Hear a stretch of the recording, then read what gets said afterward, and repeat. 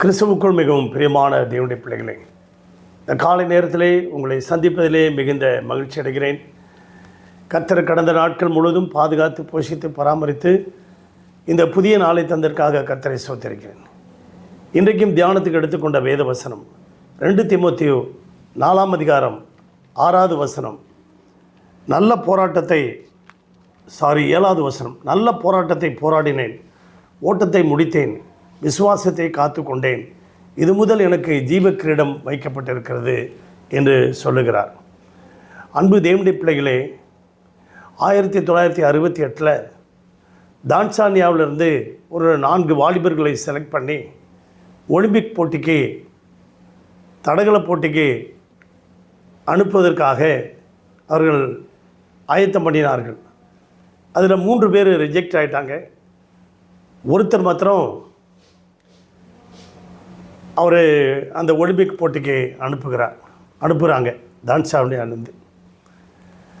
அவர் பேர் பார்த்திங்கன்னா Johnson Stephen அட்குவாரி என்கின்ற ஒரு வாலிபன்.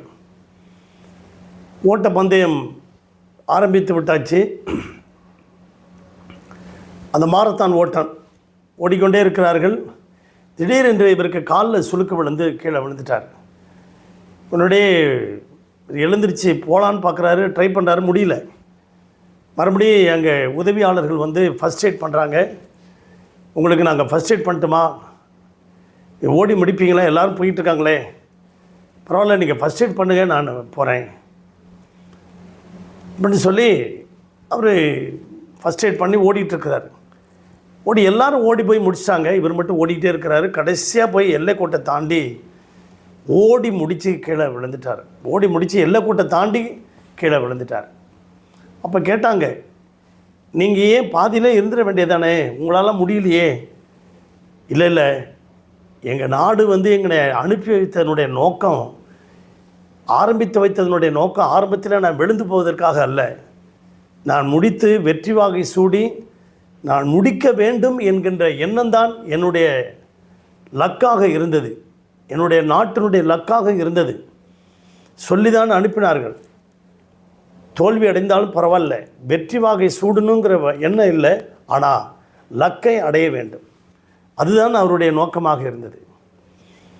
வெற்றி என்பது நம்முடைய வாழ்க்கையில் பெற்றுக்கொள்வதற்காக அது ஒரு பணிவை கொண்டு வருகிறது. தோல்வி என்பது நம்முடைய வாழ்க்கையில் கற்றுக்கொள்வதற்காக அது துணிவை கொண்டு வருகிறது. அன்பு தேவனுடைய பிள்ளைகளை, அப்படியாக தான் பவுல் இப்படியாக சொல்லுகிறார், நல்ல போராட்டத்தை போராடினேன். அவருடைய ஓட்டத்தில் நிறைய பல பாடுகள், உபத்திரவங்கள், துன்பங்கள் வந்தது. யோபு 7:1 பூமியிலே போராடுவதற்கு மனிதனுக்கு குறிப்பிட்ட காலம் உண்டுன்னு சொல்லியிருக்கிறார். அப்போ ஓடிட்டு இருக்கும்போது நல்ல போராட்டத்தை போராடினேன். ஓடும்போது சில போராட்டங்கள் உண்டு. எபிரேயர் 4 அதிகாரத்தில் நாம் பார்க்கும்போது பாவத்தை எதிர்த்து நம்ம போராட வேண்டும். பாவத்தை எதிர்த்து போராடும்போது பரிசுத்தம் கிடைக்கும். எபேசியர் 6:12 வானமண்டலத்தில் பொல்லாத ஆவிகளின் சேனைகளோடு போராட்டம் உண்டு. அந்த சாத்தானை ஜெயிக்கும்போது அந்த தேவனுடைய சாயல் நமக்குள்ளே வரும். யூதா 1:3 நாம் பார்க்கும்போது விசுவாசத்திற்காக நல்ல போராட்டத்தை போராடணும். அப்போ விசுவாசத்துக்காக போராடும்போது நம்முடைய வாழ்க்கையில் நம்முடைய லக்கை அடைய முடியும். ஆம், பவுல் அப்படியாக தன்னுடைய வாழ்க்கையில் பல போராட்டங்களை தன்னுடைய 3 கப்பல் பயணத்திலையும், ஆறுகளால், உடன்பிறந்த சகோதரர்களால், உறவினர்களால், கள்ளர்களால், இப்படி பலவிதமான மோசங்களை அனுபவித்து சத்ருவினால் பல போராட்டங்களை ஜெயித்து கடைசியாக பவுல் அருமையான தேவனுடைய பிள்ளைகளை வெற்றி வாகை சூடினார்.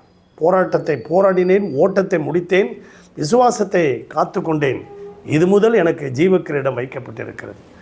நீங்களும் நானும் ஒரு லக்கை நோக்கி ஓடுவோமா? பாதியிலே ஓட்டத்தை நிறுத்தாதபடிக்கு எப்படியாவது அடைய வேண்டும் என்கின்ற எண்ணத்தோடு ஓடுவோம். கர்த்தர் நம்மை ஆசீர்வதிப்பாராக. பரலோக பிதாவை, இந்த சத்தத்தை கேட்டுக்கொண்டிருக்க ஒவ்வொரு பிள்ளைகளையும் ஆசீர்வதியும், ஒவ்வொரு குடும்பத்தையும் ஆசீர்வதியும். இந்த ஓய்வு நாளிலே, உயிர்த்தெழுந்த நாளிலே உலகமெங்கும் இயேசுவினுடைய நாமத்தை மகிமைப்படுத்த உயர்த்த எங்களுக்கு கிருபை தாரும். ஒவ்வொரு குடும்பத்தையும் வேலியடைத்து பாதுகாத்து கொள்ளும் ஆசீர்வதி. இயேசுவின் நாமத்தில் வேண்டிக் கொள்கிறோம் பிதாவே, ஆமென். God bless you everybody. Thank you.